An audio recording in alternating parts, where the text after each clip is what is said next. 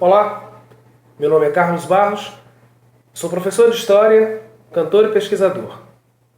Como tudo que aconteceu durante o período medieval, a educação na Idade Média também tinha como objetivo principal a manutenção da fé e da sociedade cristã. Duas filosofias basicamente embasaram a educação na Idade Média: a patrística e a escolástica.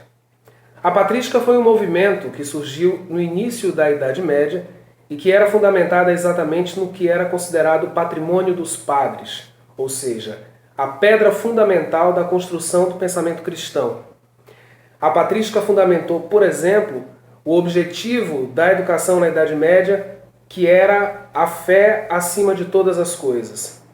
Enquanto na Idade Antiga, o chamado período greco-clássico, a educação ela primava pela construção da racionalidade, na patrística, durante esse período inicial da Idade Média, havia a necessidade de confirmar que a fé era a fonte do conhecimento.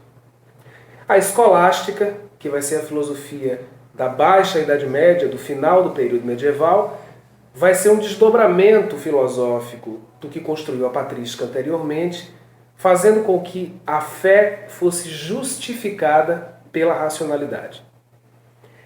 Na escolástica, que vai dar nome inclusive ao que a gente conhece posteriormente como escola, o objetivo era confirmar a fé através dos conhecimentos que estavam sendo adquiridos pela ciência, que então engatinhava no período medieval e que não é exatamente a ciência como a gente conhece hoje, mas, digamos, é uma espécie de nascedouro de um pensamento racional que vai se desenvolver, sobretudo a partir do Renascimento.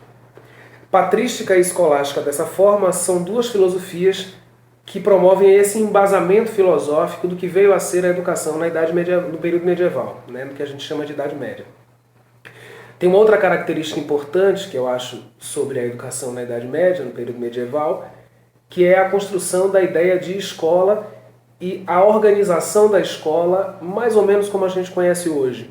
A figura do professor, do mestre, a figura dos alunos em frente ao mestre, numa organização inclusive espacial que é semelhante à que nós temos ainda hoje, e o fato de que do mestre provém o conhecimento.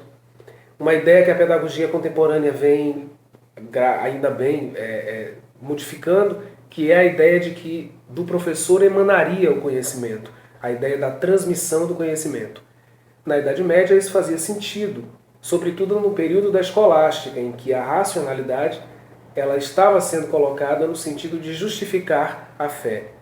O professor, dessa forma, ele seria um intermediário, mas um intermediário que transmitiria este conhecimento racional que fundamentaria a crença em Deus e a fé, que era a base, a fé cristã sobretudo, que era a base da Idade Média.